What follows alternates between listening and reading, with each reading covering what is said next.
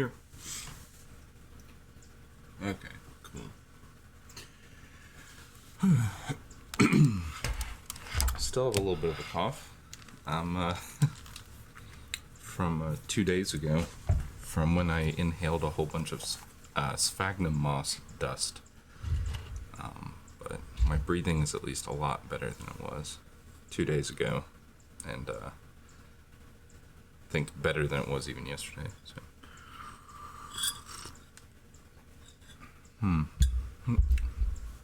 Session 30. Jeez Louise. This has gone on a lot longer than I expected it to.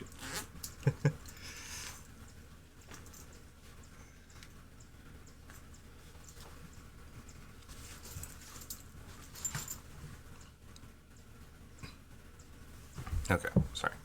I'm getting my drawing glove.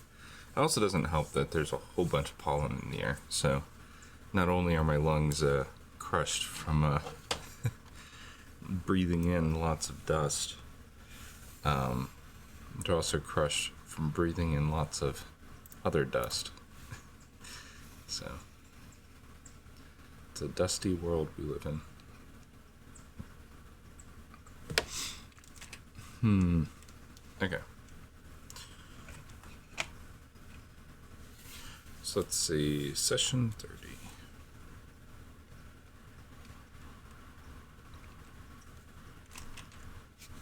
I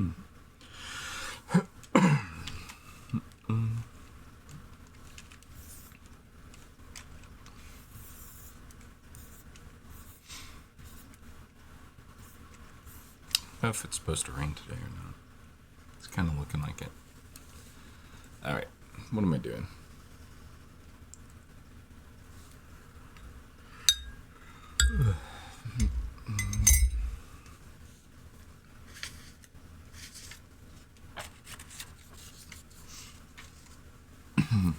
Okay, so what is this? Once again, this is Master Shots Volume 2 Challenge, a challenge developed by me, which uses the book Master Shots Volume 2 as a source reference for doing straight ahead storyboarding, where you just make a scene up by taking two sections at random from the book, combining the two sections, and having to write a scene and draw out a scene very, very quickly with those two sections in mind. Yeah. Actually, no, my breathing must be worse than yesterday. I'm coughing more. Either way, yep, that's what this is. So yesterday's prompt was reverse body acting, or one of the characters, their acting is one character faces one way, one character faces the other way, until the other character eventually, yeah, that's all it was. And then the other one was angle exchange, which was where one character then takes the screen space of another character through a move. So the example of like yesterday's scene, it's like we have these two kid characters, they're still talking, they're in space, and we have this one who's floating around.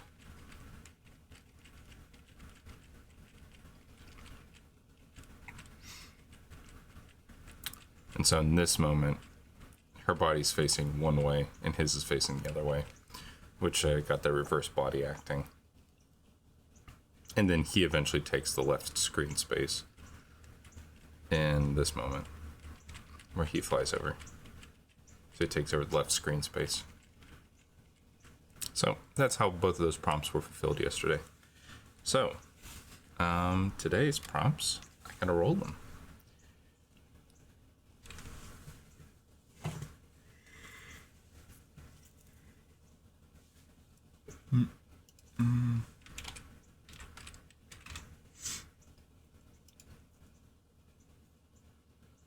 Ooh, I rolled 6.5. So let's look at the book and see what 6.5 is.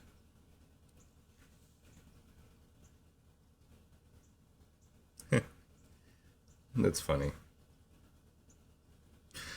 Okay. 6.5. We have done this one before. All right. So as I have mentioned in the past, I think we're like more than halfway through the book.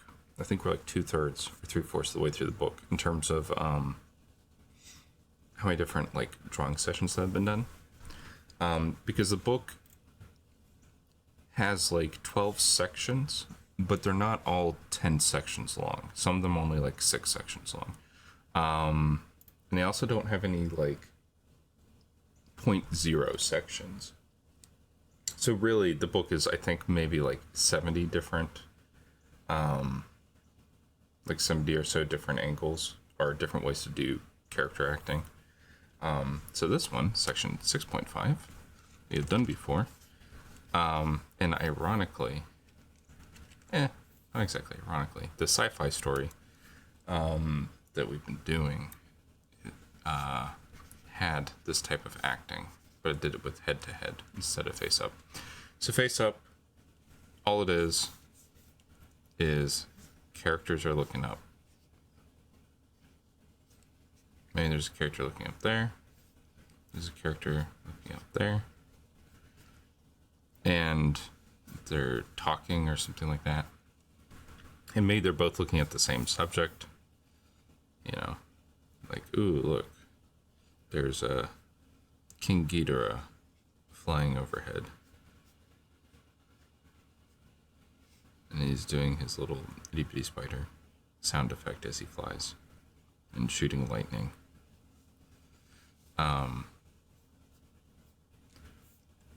And so what you'll do is you'll probably emphasize one of the characters more than the other, because what this kind of shot has, which, the thing that is special about this kind of shot is that the characters aren't making eye contact to each other. Yeah, man, I'm stumbling over my words, I swear. That moss did something to me. I hope I don't get a lung infection. So what you can do is you can have the characters kind of show their emotions more visually, because they know they're not being directly seen by the other character, because their face is up. So this can lead characters to be more vulnerable in their expressions, when normally characters might not be as vulnerable because they're afraid people can see your face. I mean, like if two people are like staring each other directly in the face, you know, like this, you know, here's one character like this and the other character's like this, you know, and in real life most people would find that awkward and probably wouldn't show much with their facial expressions, but when you're both looking at something else and it's a shared moment, then your character's more free. Or even as a person, I guess in real life when people do like stargazing or cloud watching or anything like that, you know, there can be more openness. The other thing is you can tell if one character might be lying or doing something, because it can make a very extreme facial expression where like, yeah, I definitely did not send you those Empire pamphlets about it being pretty chill. So you can see this like grotesque expression where this person knows he's lying, but the other person can't see it. So the acting's a lot more clear. Okay, cool. So let's do the other one. Gotta roll the dice. If I can find them, which is me having looked for a tab.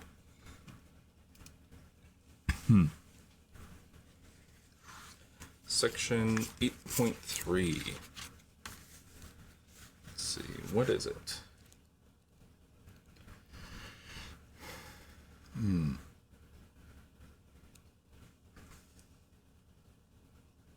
Oh.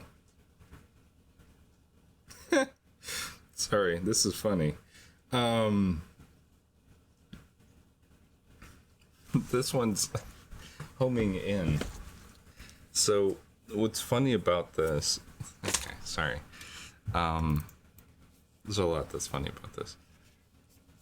Is that this is we've actually already done a scene like this. Like I think it was session 23. Was this combination, but not through these sections. The scene just ended up being a combination of these two sections. So homing in is just, you might have two characters doing something and they're talking or something like that. Maybe they're working on a rocket. See, here's like a rocket ship or something like that. And get these two people that are tinkering around with it, and here's their workbench and something's in the way and who knows what. And what the camera's doing is that it's just slowly pushing in throughout the scene. It's getting closer and closer.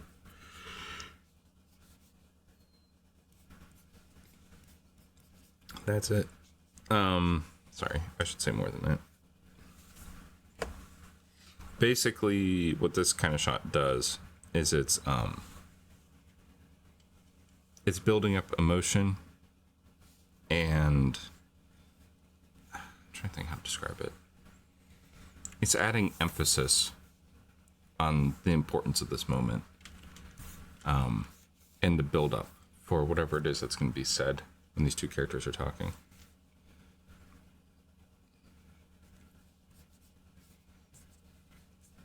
I'm trying to think of a movie that does this pretty well. I have a feeling Spielberg does this a lot. This kind of feels like a Spielbergian moment. So maybe like at the very end here, when the camera gets closest, when the characters will be like, he'll say something important maybe at the end. You're just building up tension to like this close up.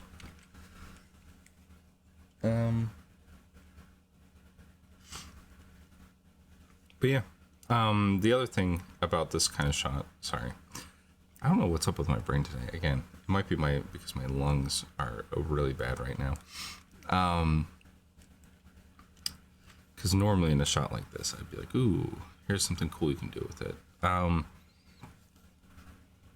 yeah, usually the beginning of the dialogue is a bit more inconsequential, or not as important. What you're doing is you're building up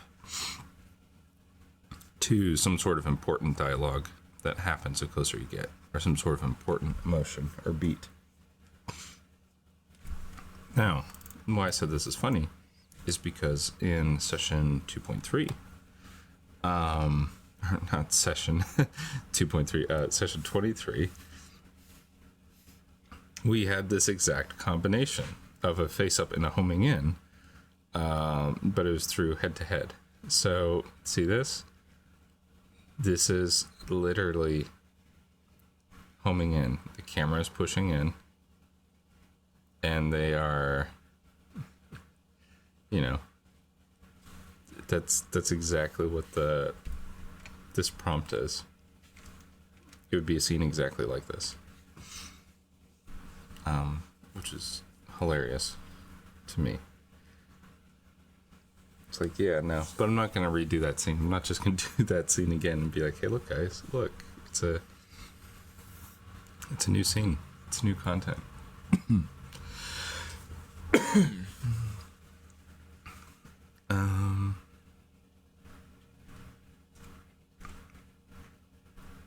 All right. Man, this really is hard. Sorry. I'm complaining about my lungs this whole time. But, yeah, they are not doing good.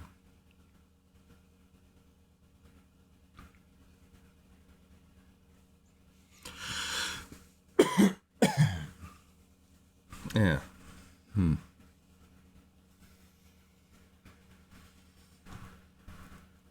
Okay, so.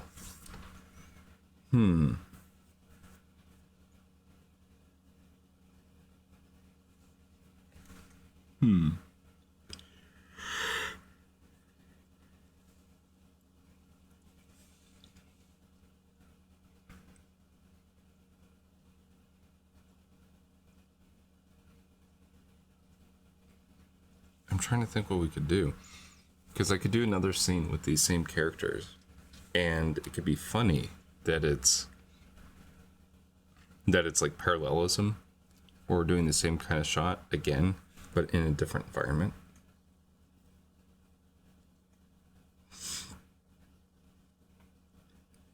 Something like that.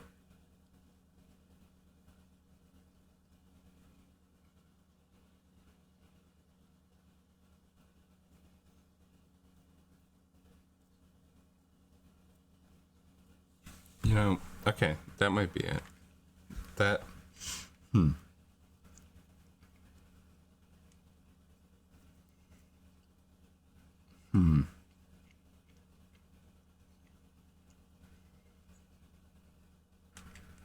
Sorry, I don't know if I should tie this together.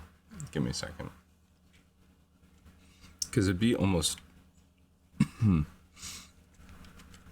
it'd be kind of interesting to actually intentionally redo that shot, but in a new environment, which then recontextualizes it.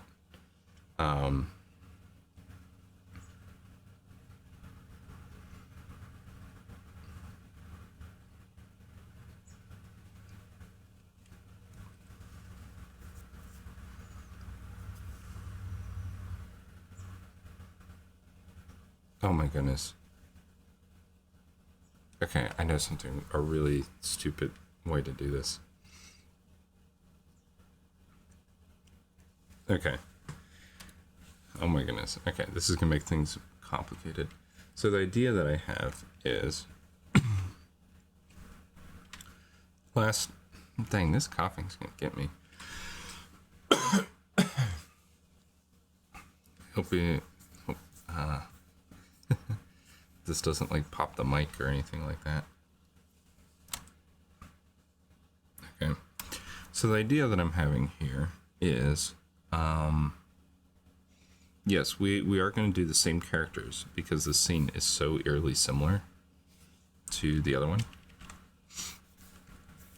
We're going to have this like inside a spaceship or something. And so what happens is that we're looking through a window and we're seeing like some sort of I don't know, some sort of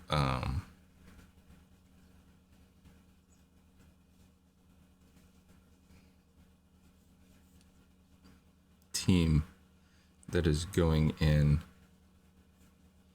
and analyzing the like wreckage that they found that was like special. And so we got like all these ships here that are doing their things. I got people everywhere because remember they discovered something that was important last time. Made this as like the aftermath of it.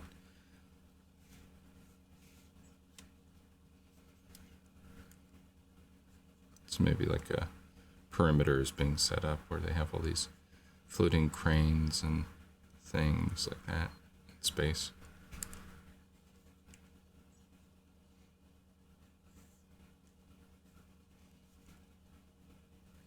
Maybe there's a floating fuel source that they like draw energy from and like latch onto.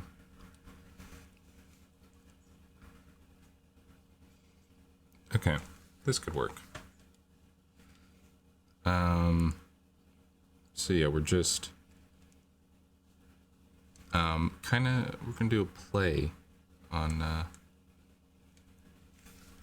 that previous scene.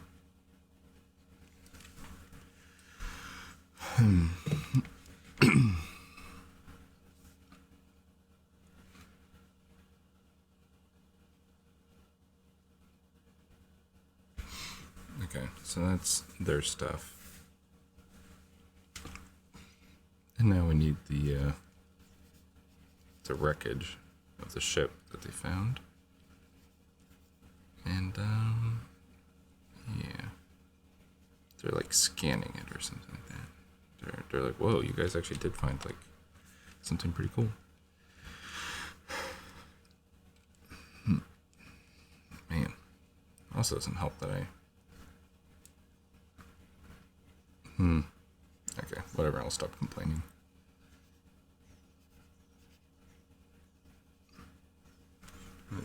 There's a baby robin sitting outside the window. And a noisy something.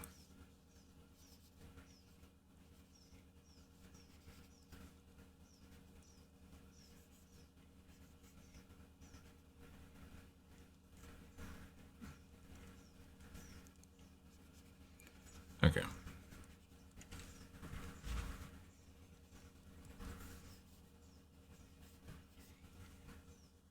Sorry, something's squawking at me from outside the window.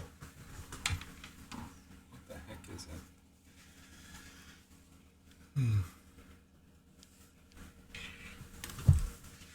it? Alright, cool. Well, I hope you guys can't hear that. I have a feeling you guys probably can hear that. But,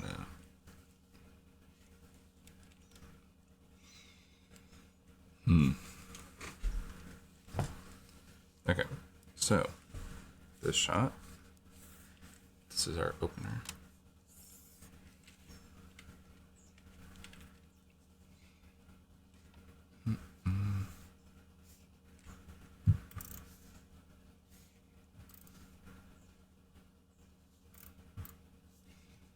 And, okay, sorry, I'm making this opening, like, super detailed, just to give context to the scene. And also because I'm getting carried away.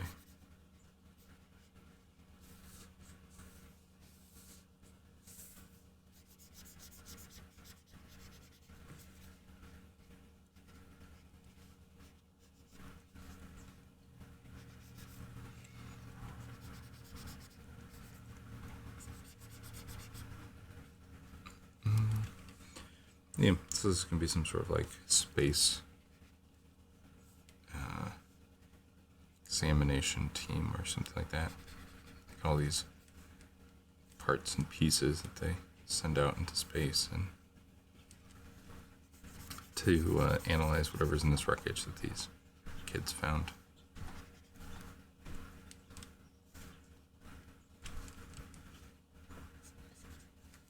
They should have probably some sort of like high beam lights. You know, it is weird in space there, unless there's dust, there wouldn't really be any like atmospheric light. If that makes sense. Like, you know, when you like shine a light through a fog, like that's not actually something that would happen in space unless there's directly something misty right in front of you.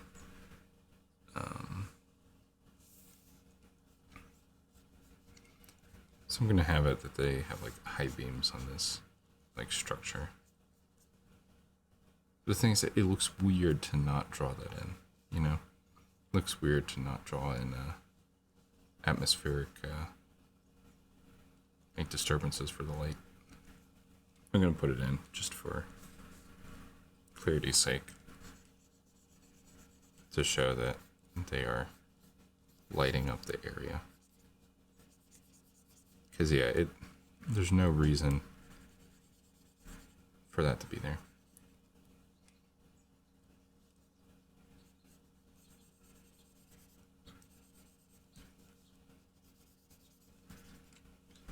Okay.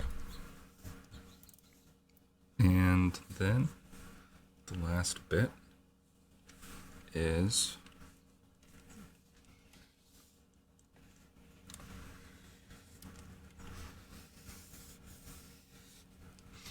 we're going to imply that this is inside somewhere.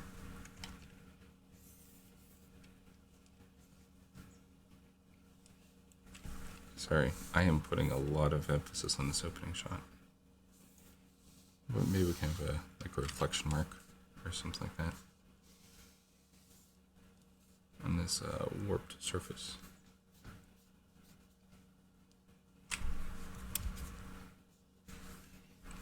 And let's see what else can be in the background. Little stars or something. All these.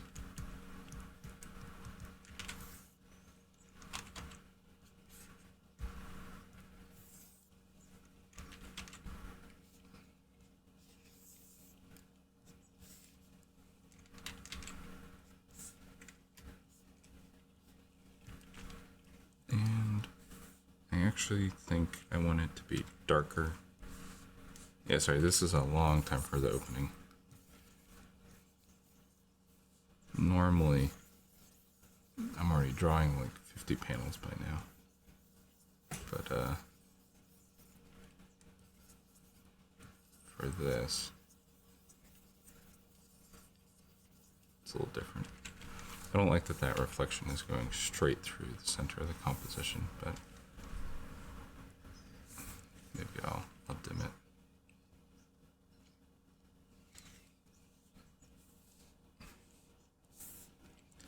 We have little pieces of space debris, just little something to add some parallax. Add some movement in here.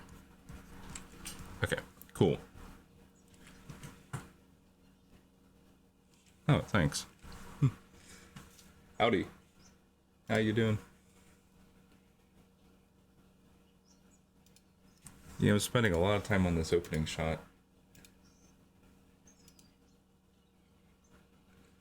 It's a bit funny. Normally, I draw a whole bunch of panels, but this time I'm spending a lot of time on just this one opening shot. And then I'll draw a whole bunch of panels. Because I'm going to try and do a really tricky, like, camera move here. Or technique. And we'll see how it turns out. It could turn out good, it could turn out bad. So, let's see. These go here. So I am going to just slightly move all this. Ooh, I didn't put the light source in this group. Okay, yeah, I need to put those in there. So let's see. I'm gonna move this. Oh, maybe I should move the group. Yeah. This is gonna go here. And maybe just slightly away from us. And then this is going to move this way and like that. Oh, oops, the space debris, And this is gonna move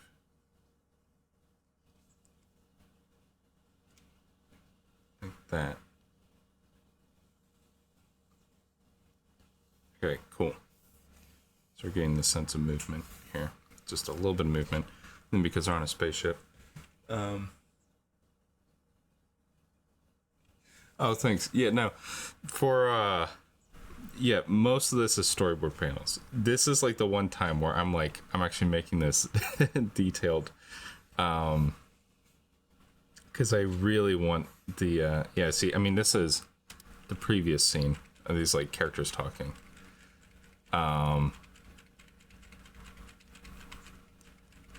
So, like, this is the normal quality. Yeah, also, sorry, I'm coughing. I don't know if you heard. I accidentally breathed in a whole bunch of moss dust. Like, a really, really high concentration of it. Like 2 days ago. I'm still coughing it up. And so I'm going to be coughing intermittently throughout the stream. But yeah, no. The reason why I'm making this panel super clear is because it's important to a plot point. I think it's very important to a plot point. And also I thought it'd look cool. So there. And the... what is it?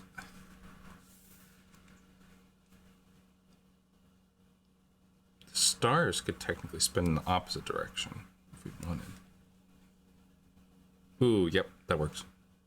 See? Creates this nice, weird twisting motion.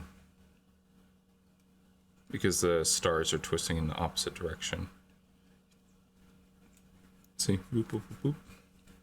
Alright, I like that. And is the perspective grid turning? Actually, the perspective grid isn't turning. but I'm okay with that. So I feel like if the perspective grid would move, that'd be a little weird. Okay.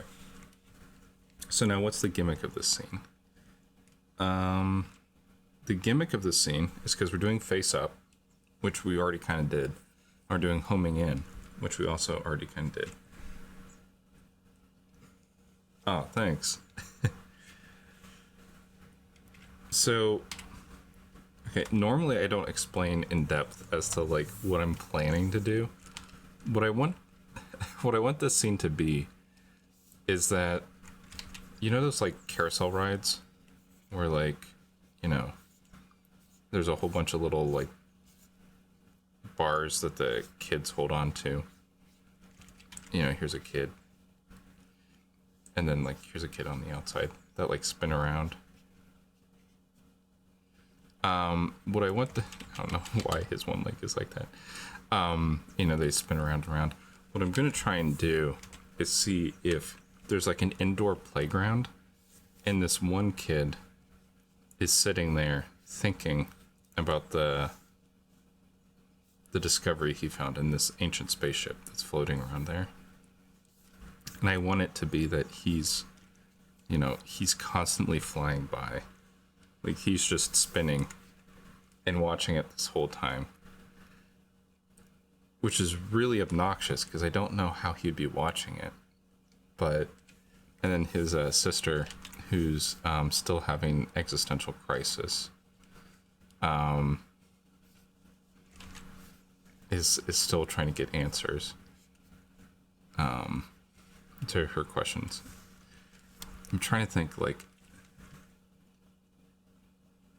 so this isn't okay. So, hold on. I forget. Have you watched my streams before, or not? This, or like how this process works. All this is randomly, or all this is just like. Okay, cool. Once, yeah, because all this is basically just procedurally generated by me, because I'm the procedure. Yeah, basically, I'm just making this up as I go along. So I'm just like writing that, like I'm writing this and drawing this based off the prompts to try and make sense of things. And so like this sequence just has to be long enough that it meets the requirements of the prompt and it kind of makes sense in terms of a narrative. And so that's yeah, that's how this works. And so like this is the first time that I've actually tried to like string together several different scenes where it's like I'm stringing together multiple different prompts. I'm trying to see if I can make a narrative out of it. Is this a narrative I super care about? Not really, but like this sequence, at least I'm trying to make it, you know, maybe 30 seconds long, maybe a minute long, something like that. It's kind of the idea, hopefully. Yeah, but the thing is that now that I have two other scenes, I need to be more careful with the characters because they need to make sense.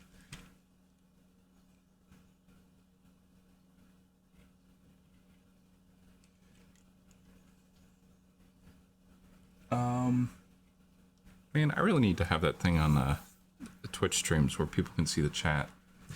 That's because this is going to be confusing for people who can't see it. Let's see. Do you have a name for it, or is it really just a project at the time with no real idea for outcome? Yeah, most of this is just practice. If it turns out to be interesting enough, then maybe it would become something. But most of these are just like, for instance, like there's this one sequence that I did that I actually strung together at least two of them, where it's this person who's like, she works in this like sci-fi factory thing. And she can't tell when she's awake or she's asleep. And so there's all these different scenes of like her trying to like stay awake. And she's kind of having like, yeah, she's going through a surreal experience where she thinks she's seeing people who aren't there, and then she thinks she's awake, and like she trips over, and then what happens? the friend she was talking to isn't there, and then she looks over and she rolls out of bed, which is where the scene started. So like a lot of these are kind of like practice of like doing storytelling and doing different techniques and making loose short story narratives. And so I don't know if they'll become something bigger, but for now it's practice and just honing skills. And then if a good one floats to the top, then that might be one that I'll pursue later or like put more time or effort into. But yeah, it's something I am kind of considering because I'm trying to think, because today is session 30, and I'm thinking that maybe I should alternate where some days it's these warm-ups and then some days it's something that's more focused, or like a continuous project. So then that way it's not every day I'm doing something different. It's, hey, some days I'm working on the same thing and then some days I'm doing something completely new. I don't know if that sounds interesting or not, but yeah, okay. I'm trying to think. See, now I'm thinking about all the different ways to do this shot.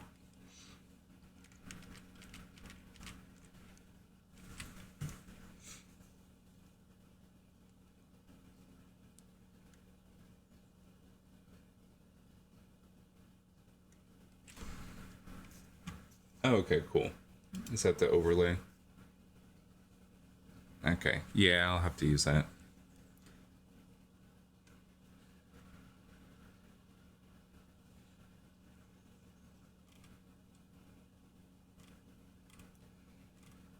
All right, cool. Well, thank you very much. Appreciate that. I'll have to install that for next time. Okay.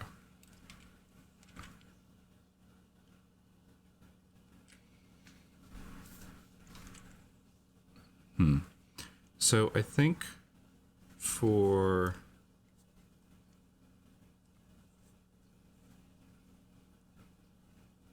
this scene, dang it.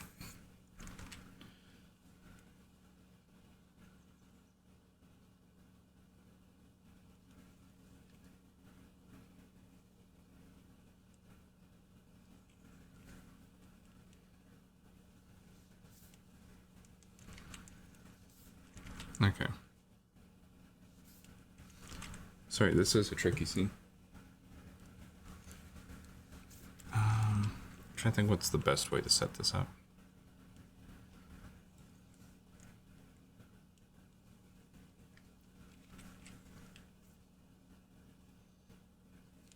Because the issue is that if he's constantly moving, it's going to be hard to get any acting.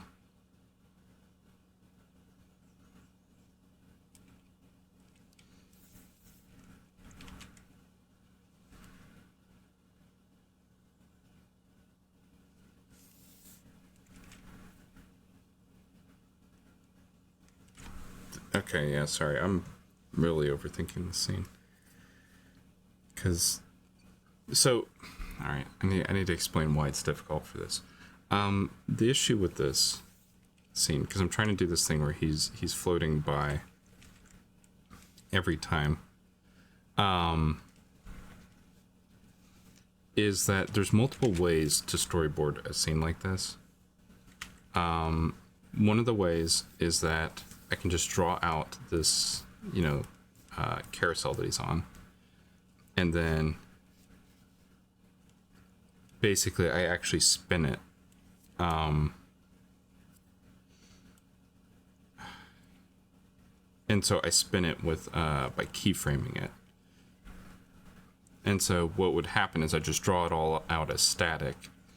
And then when I keyframe it, then by making it spin, then he'll just show up throughout all the scenes.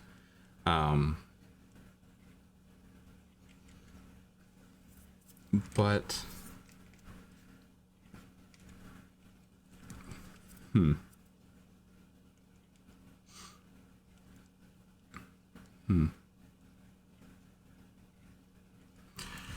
yeah, okay. All right, I just need to set my interval timer. I just need to commit to this.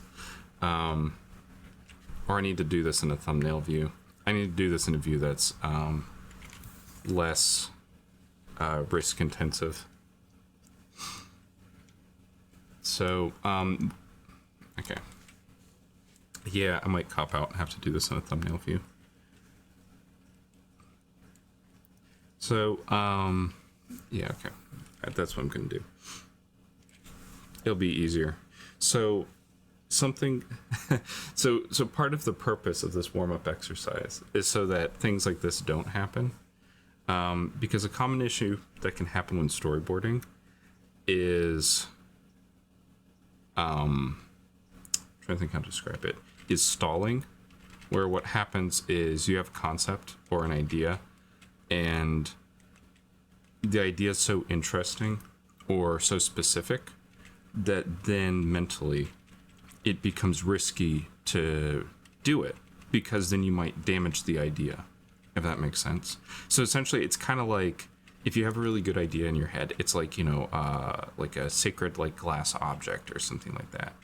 And what happens is that as you try to make the scene and make it work, you can accidentally damage the glass object in your head. You might accidentally bump it and you'd be like, oh no, that's not how I imagined it. And then it's like, you know, you might crack it or something like that. And so then your perception of whether the scene works or not gets damaged. And then what happens is that can cause you to stall out, and then that can cause you to not even do the scene. And so that's kind of what part of this. That's why drawings need to be disposable when you are storyboarding, is because if they're not disposable, and you keep the drawings as like too sacred or as too important, you won't do anything. Or you'll spend way too much time on something, which could have been done really quickly. So the nice thing about doing a thumbnail view is there is less risk because you're drawing less drawings. And Storyboard Pro froze. Okay, there, it unfroze. And so it's easier to throw something away that you didn't spend a lot of time and effort on, you know? If you're, you know what I mean? Like, it's like, okay, well, you didn't mean for this to be the final pass, so it's okay if you have to redo it. So hopefully that makes sense. A lot of this is like psychological mind games. Like being able to draw a lot of stuff really quickly and confidently, and like just be okay with, yeah, maybe I made a bad scene or maybe I made a good scene. Like a lot of it's mind games. And so part of this process, I mean, doing all these warm-ups every morning and stuff like that, is to be comfortable with, hey, we're just going to jump in and make something good on the fly without knowing where we're going. And Storyboard Pro is stalling again. Okay, cool. So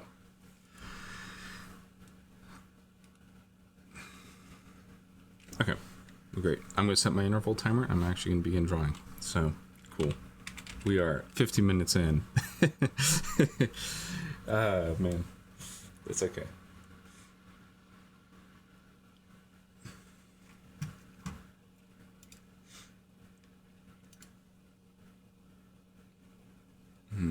Okay. 50 minutes in, finally getting to the drawing session.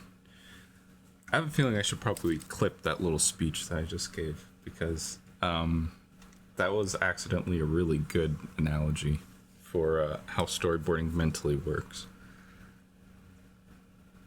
All right. 3, 2, 1. Okay. I have this carousel. And it's spinning.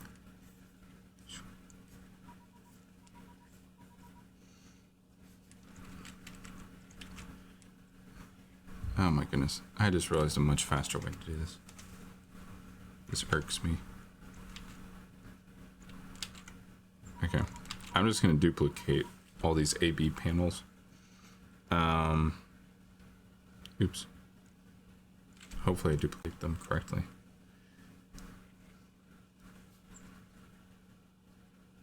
I didn't.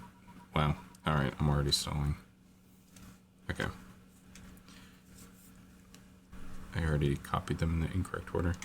Okay, so what A/B panels mean is that if you have something that's cycling, so for instance, I have a carousel that's spinning that he's riding on.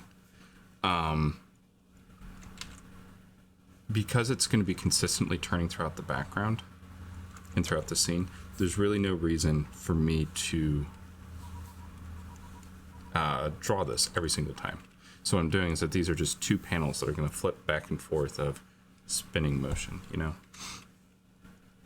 And then what's going to happen is maybe there's a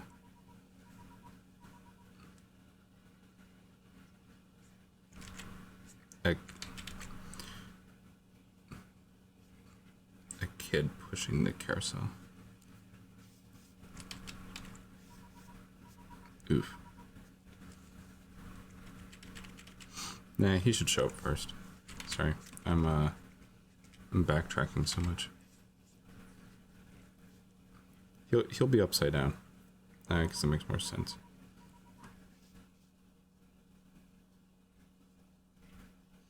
So he's upside down on this carousel.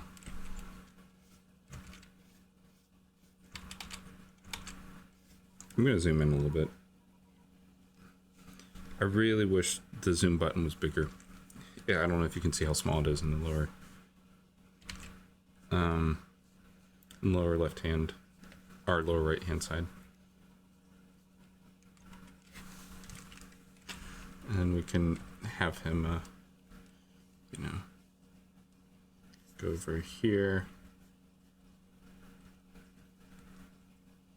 Then we can have his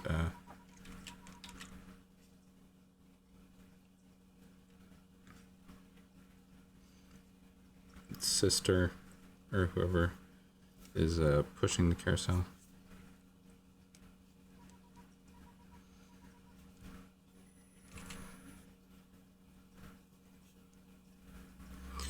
I do not like how these drawings are turning out. I'm just gonna be honest. This is...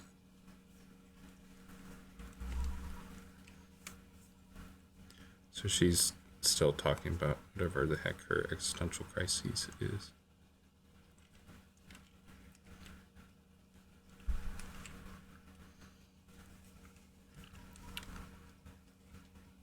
And then he's going to come back around on this side.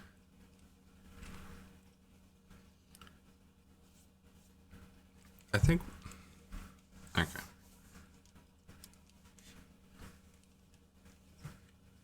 Alright, give me a second. I'm going into full view.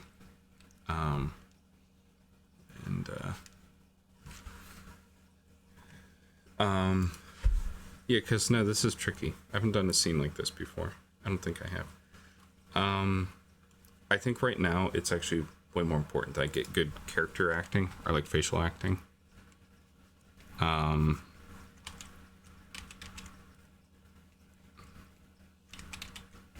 Or like moderately good.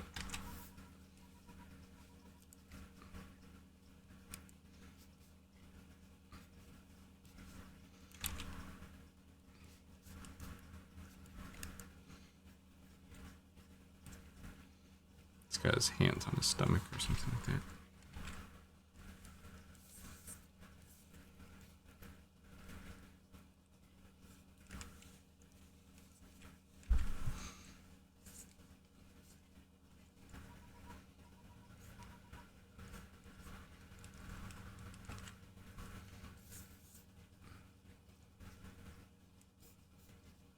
She's got her hands on the thing, and she's still like...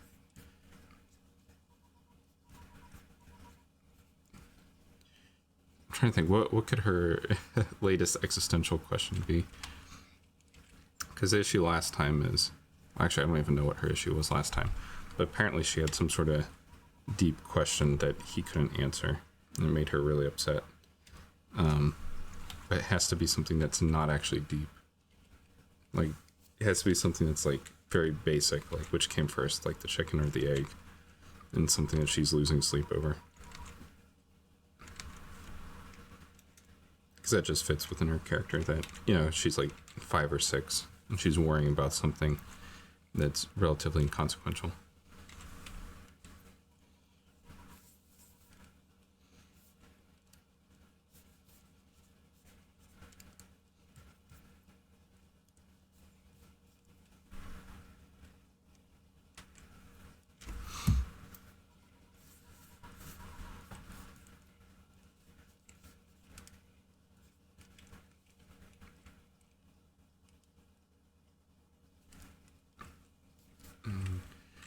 He's gonna show up again.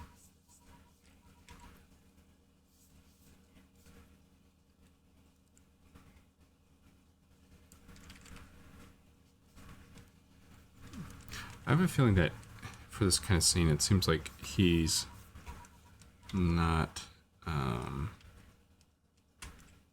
going to say a lot. He's just thinking. He's just sitting here.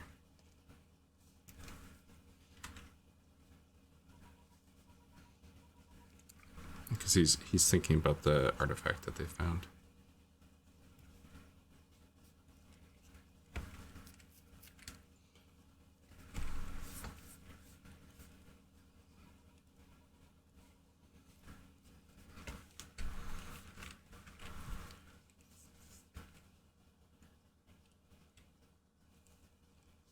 And maybe she gets even more worried. And what she does is she does that thing where if you really want to spin it. Oh. Maybe she... Oh, okay. This would be a fun way to motivate a push-in.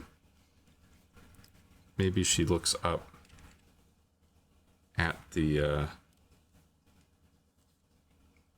thing. So she stops moving.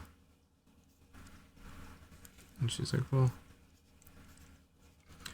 if that's there, you know, if the sun's going to blow up in a couple billion years, and then if the other suns are going to blow up in a couple billion years, and we're in a spaceship, eventually we're going to run out of suns, and then we'll have no solar energy. Or something like that. I don't know. Something that's like, yeah, okay, the sun blowing up is not having solar energy from the sun blowing up is probably not the primary concern you should have if the sun blows up.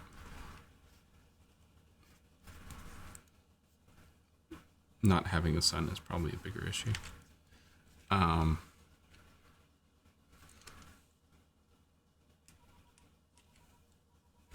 so he'll...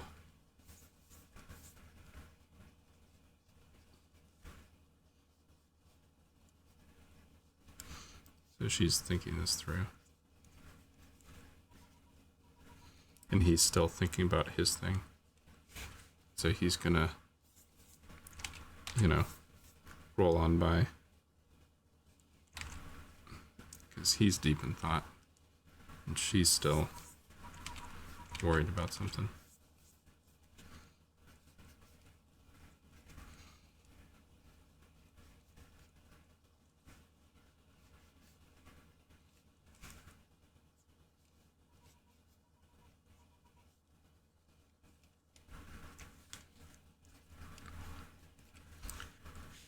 Okay, I'm liking the dynamics of this more now.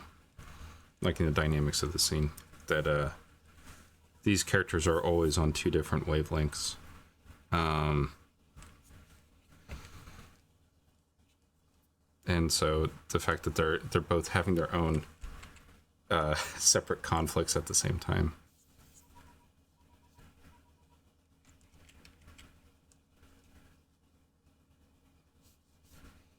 Can I have her point?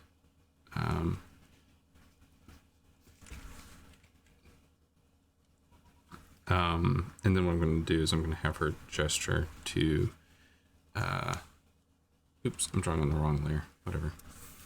I'm gonna have her gesture back to screen left. So her hand's gonna whip back.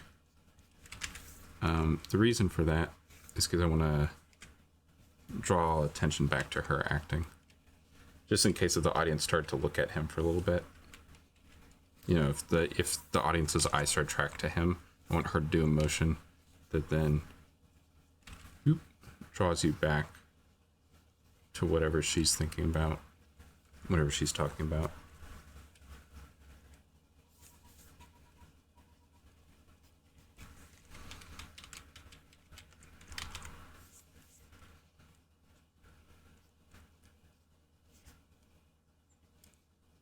And then maybe she's like really contemplating something.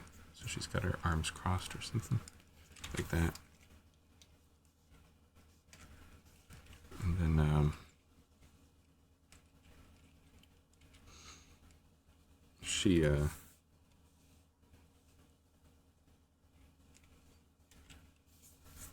she's starting to get a little panicky. She said, well, then that happens, and then blah, blah, blah, blah, blah, blah. I don't know what it is. Again, I keep on saying I don't fully know what her dialogue is. She's gonna put her hand on the thing, on the carousel.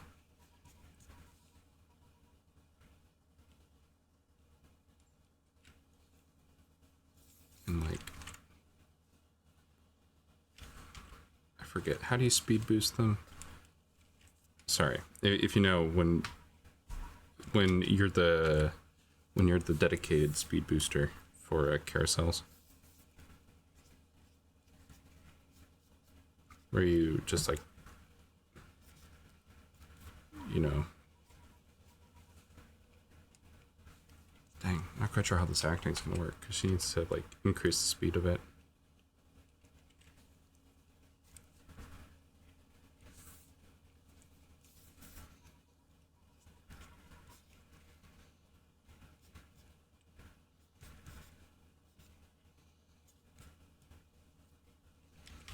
Let's see, when was the last time we saw him?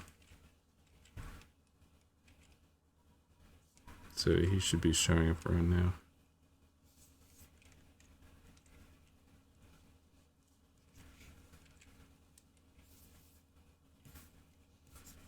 So she's gonna pull it real fast.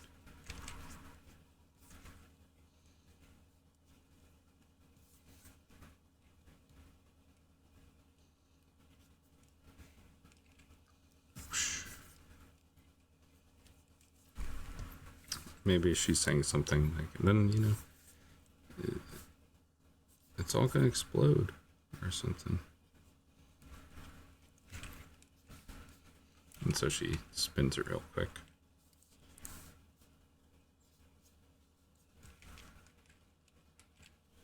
And we'll have her, I don't know, fall off screen or something. Something like that. And here's him again.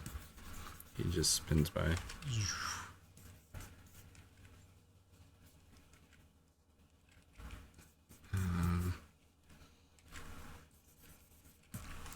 Yeah. Hold on. I'm gonna duplicate some of these frames just in case. I have a feeling I'm starting to get close to running out.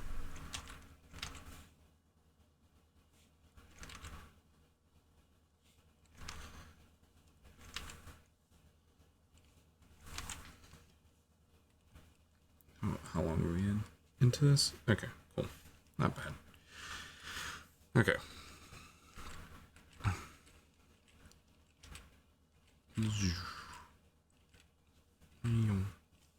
Okay.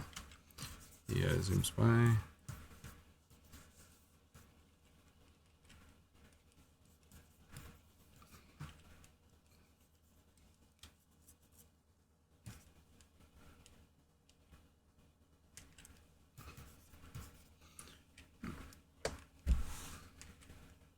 Trying to think who shows up first. Does he come to a stop? Or does she get up first? Okay, so I'm just going to draw out what my dilemma is. What could be funny is that if she comes back up here and she's kind of settled down, and then he, like, stops, like, at the right moment. Alternatively, he could stop first. You know, he could stop first. And then she shows up again.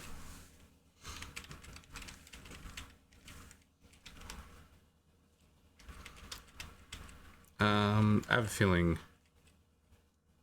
she shows up first.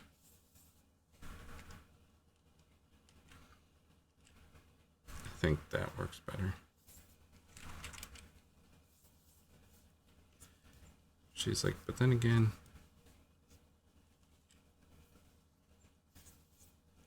she's like, I guess.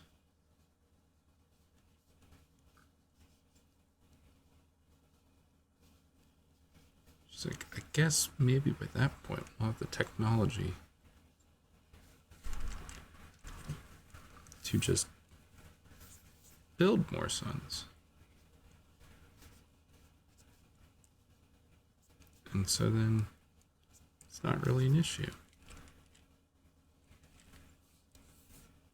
Because as long as we can build more, then we don't have to worry about them when they blow up. You know, you just build another sun. It's pretty simple. The mechanics are, you just need hydrogen. That's it.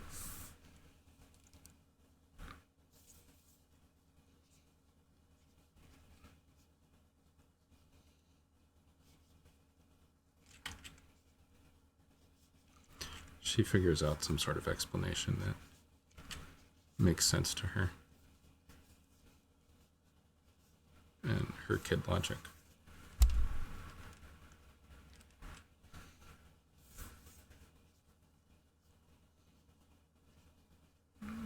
She's like, that's not too bad.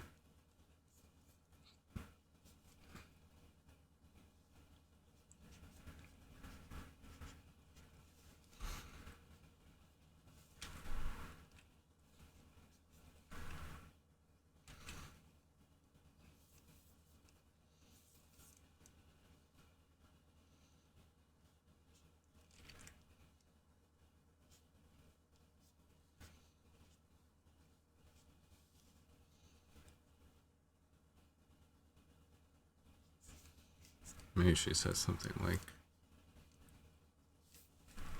so he's going to stop moving now. So he is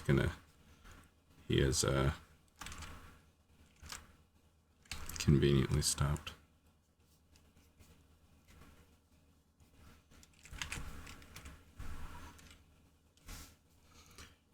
Because it's funny for him to have stopped right at this moment.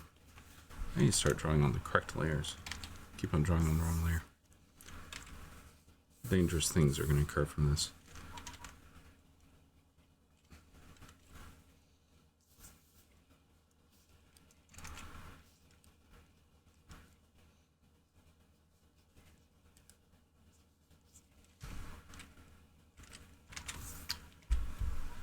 She's like, so what do you think?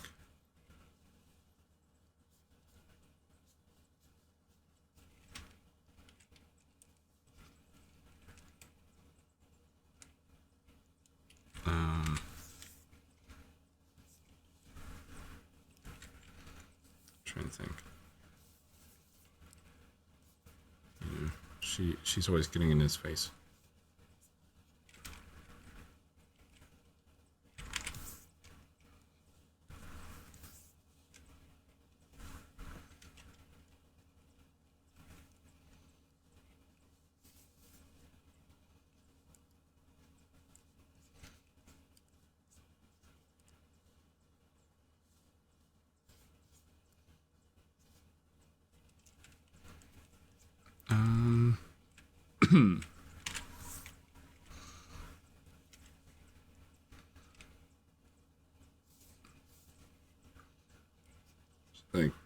That's not a good response.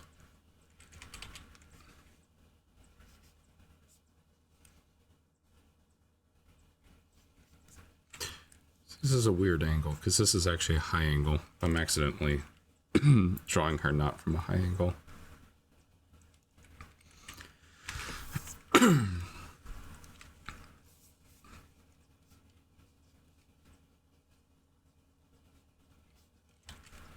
like, you're no fun.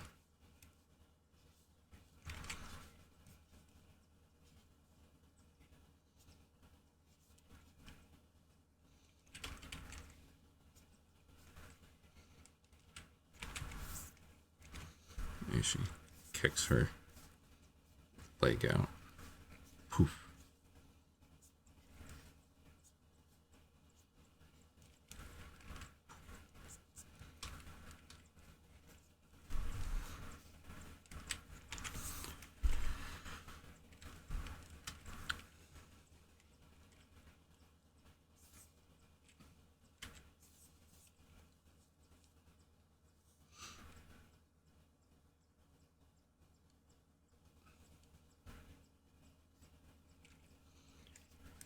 She's like, I should go play with the other kids or something like that.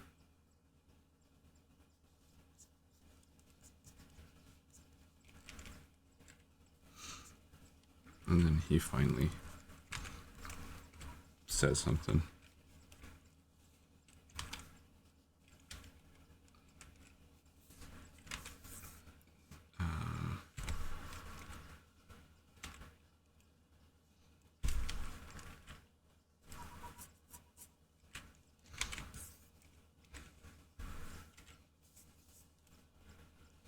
She like turns her head.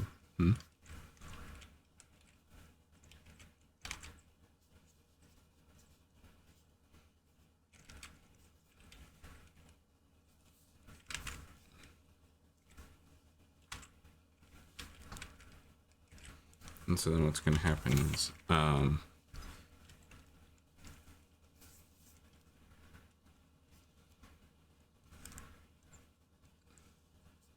he says something that somehow reactivates her her questions and curiosity. She's like, and makes her I don't know, get stuck onto some other subject.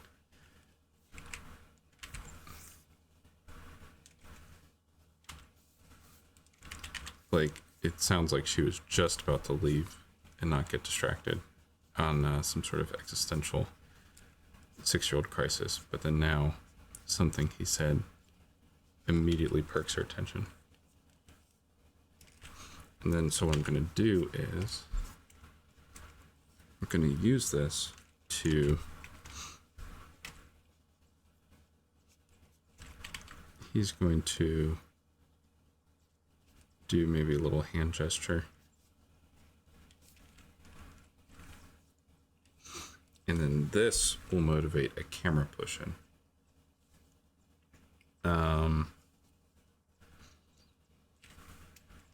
So what I'm going to do is I'm going to put these characters at a low opacity.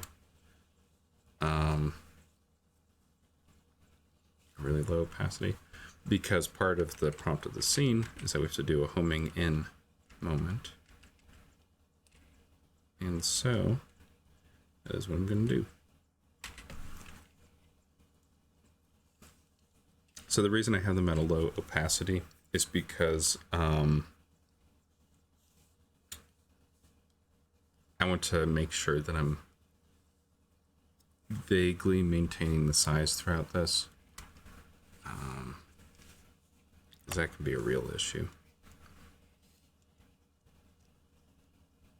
With camera push-ins and stuff like this, can accidentally start changing the sizes and proportions.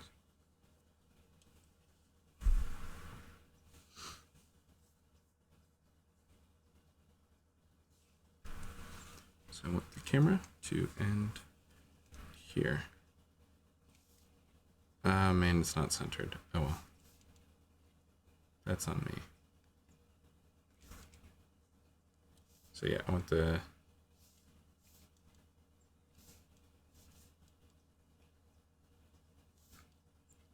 camera camera to mostly end on him.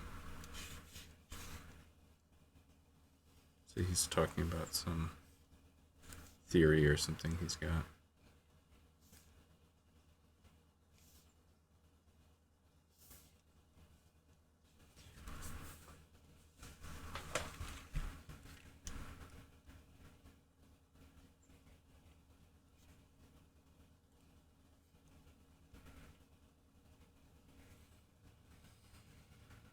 And it didn't zoom in at all.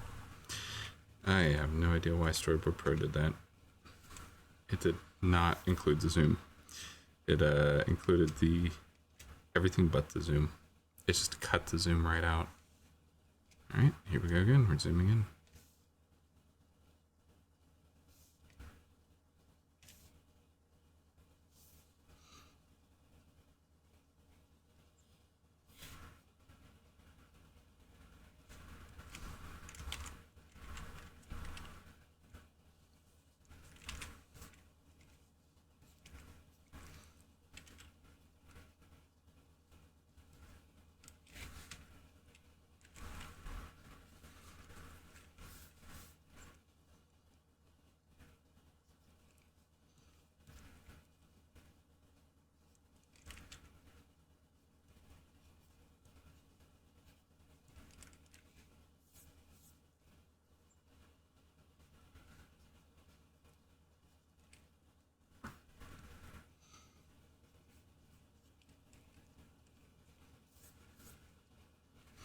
Oh, I need to make these like this so they don't show up on onion skin. There was a faster way to do that, but I took the slow way.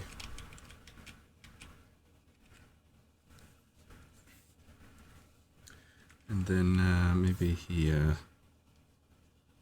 talking about the artifact they found. He's like, maybe that's the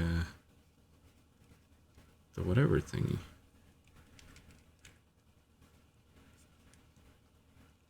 I don't know why his hands look so weird in this.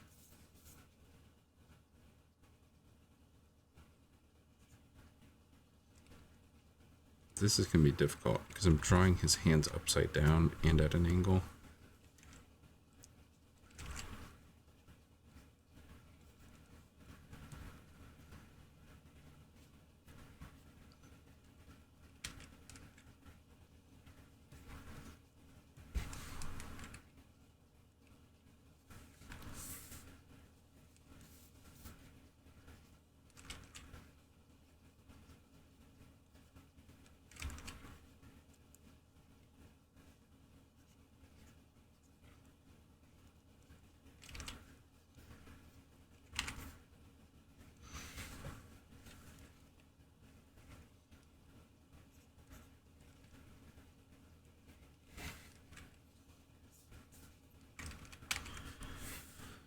He's going through some sort of monologue where he's like kind of mostly talking to himself.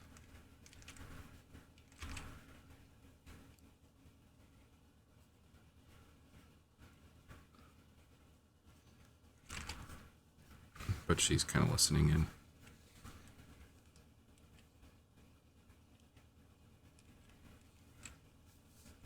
Maybe here she'll interject. She's like, but what about that thingy? So whatever plot point.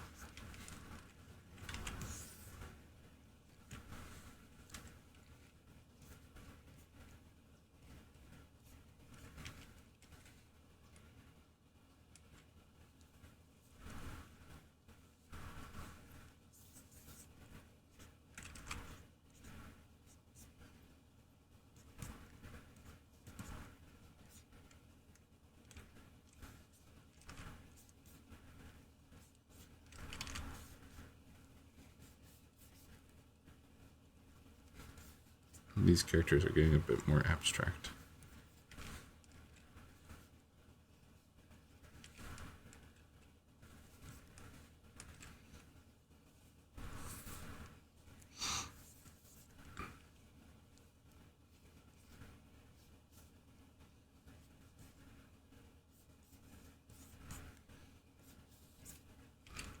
I should just copy and paste this. I'm gonna have his acting get a more subtle or less expressive.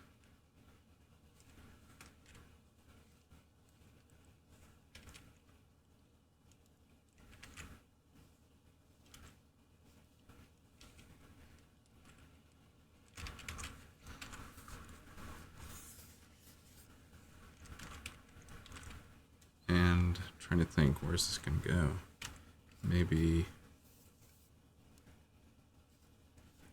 I feel like it needs to end on her not understanding whatever important plot point he just said. And so that's going to be kind of the punchline. And she's probably going to just walk away and then spin the carousel all over again. Something probably like that. So he's deep in thought. And so she's just going to sit there, maybe a little bored, and then probably say something like, like, well, that doesn't answer my question at all. And then spins the carousel again. Give me a second, I drew on the wrong layer.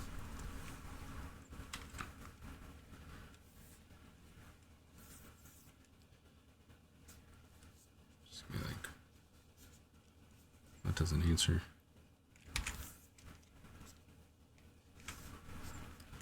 Doesn't answer my question at all. And she's gonna,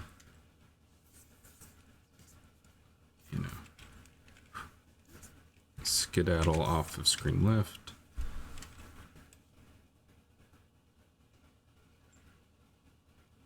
And then he's probably just gonna get spun around again.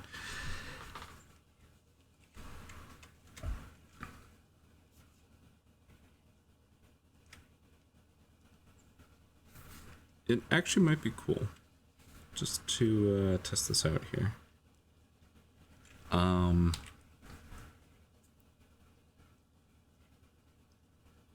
To have an upside... Oh, Storyboard Pro froze. Alright, we're almost done. Let's see. Panel 86. Okay, that's not bad.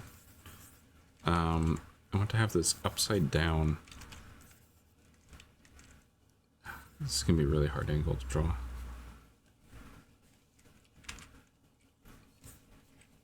Like...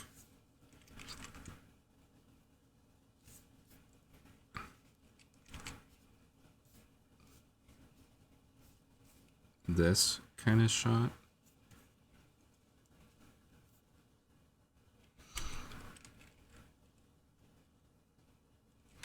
I want it so that we can like kind of see his expression or his eyes.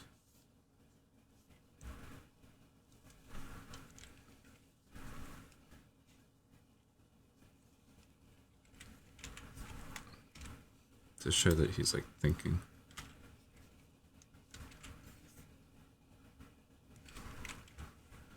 Like, I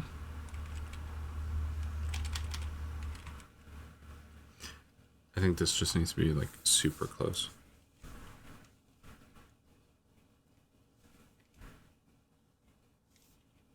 This needs to be like a super close up.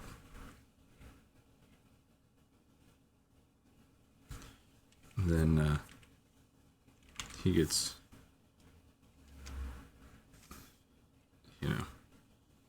jolted, because then she's about to spin this thing like super fast.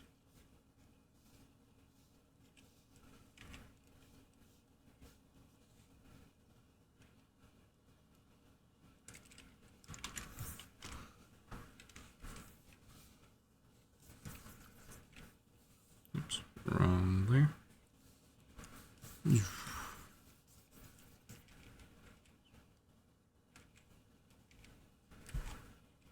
And then we can use that motion to,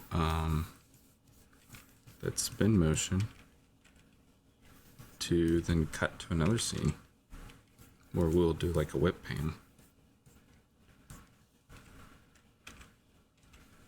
to, I don't know where, but his expression in another setting.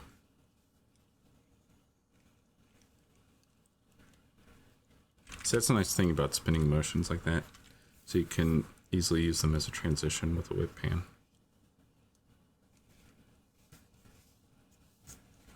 See, we're now in a new setting with maybe lots of people or some sort of event or something like that. See, so they're talking.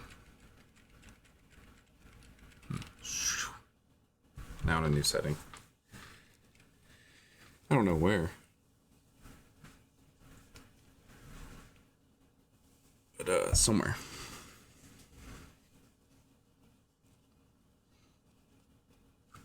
Oh, okay. You know what it should be? Okay. There needs to be something right here. There needs to be is we see his POV of the thing that's happening outside. So before we get that little spin, because we started with this, we're ending with this. And so we need a shot here of him looking more intensely at all this. You know, so she said something. And then he's gonna... We see that. I'm gonna move those debris layer just up a little bit more. So it's in the foreground more. And then...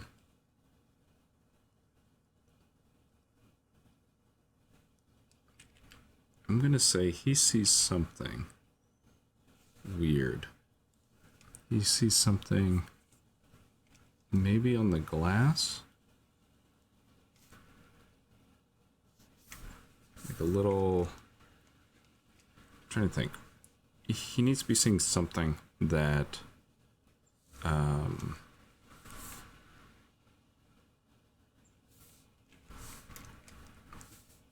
makes him think that maybe something he's thinking of is actually correct, or it adds to whatever his theory is. Ooh, that is super blurred. I do not want it to be that blurred. I want it to be like maybe 2.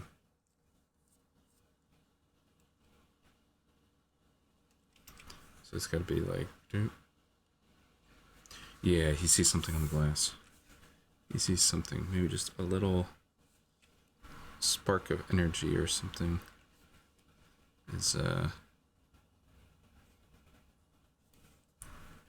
maybe there's a little something that's glowing on the glass.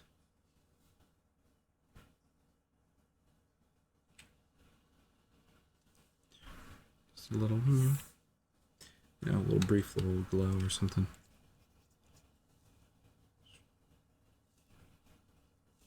And how many frames long is this? It's 11 frames.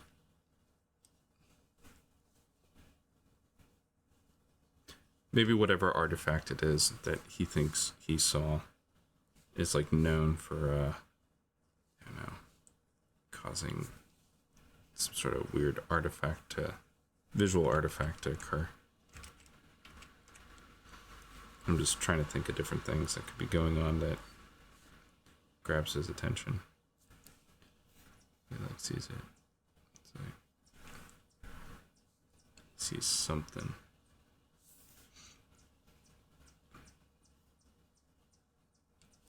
That is not as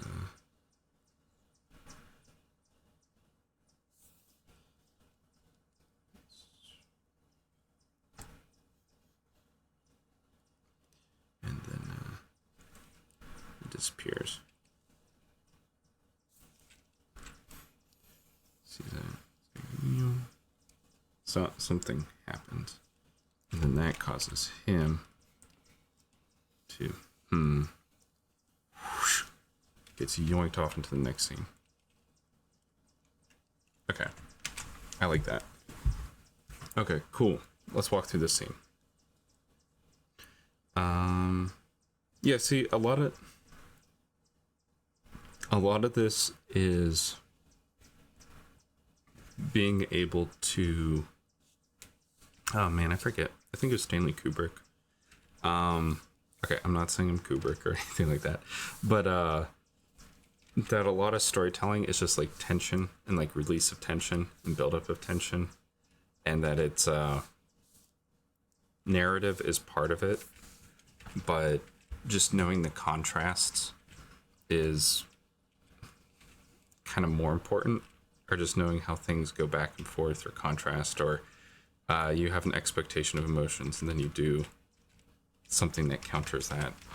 And so when making scenes like this, it's like, yeah, I do not know what the plot device is. I don't know what it is that they found. I don't know these characters' background or anything like that. But if you just know little basic rules of storytelling, like, you can just kind of make things that are, I think, vaguely engaging. All right, sorry, I'm hyping this all up as if this is some, like, masterpiece. It isn't, but it's neat. It's neat to see a scene unfold. Okay, so beforehand, these kids had gone to some space wreckage and they found some sort of artifact or something that the kid found that's important. Apparently now all the adults and stuff like that, they are now exploring and examining this ancient spaceship wreckage. It's like 1,000 years old or something. And we're inside this time. And see a carousel. He rolls by and she's yammering about something. She spins it. He's still thinking about it. She's like, well, what if the sun blows up or something like that? Someone told me that today, that the sun could blow up. Mm-hmm.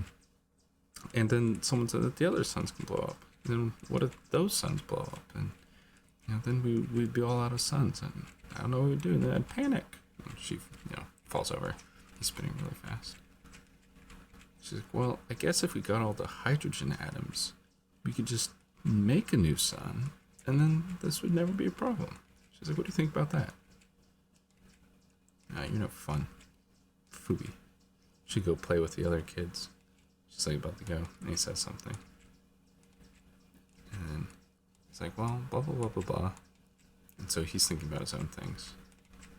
Camera's pushing in. She's like, yeah, but what about such and such? Blah, blah, blah. He's like, well, She's like, yeah, no, that still doesn't answer my question. See ya. And so now we're looking at his POV because he's still thinking about this. He sees something.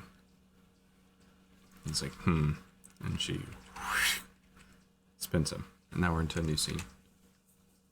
Cool. Alrighty. I should combine all three of these scenes. There needs to be a fourth one in between. But, yeah, there's a loose narrative coming up. Very, very interesting. But, yeah, cool. Well, this has been a long stream. I've gone on for 90 minutes. 20 of those was me coughing in the beginning. But, yeah. Thank you all for watching. Thank you for looking through this. And hopefully I'll have a chat overlay or something like that. Which someone kindly put in the chat. So that, yeah, people can actually see who I'm talking to or what I'm talking about. Because it's a little weird when I'm answering questions that no one can actually see. Alright, well, have a great rest of your day. And see ya. Bye.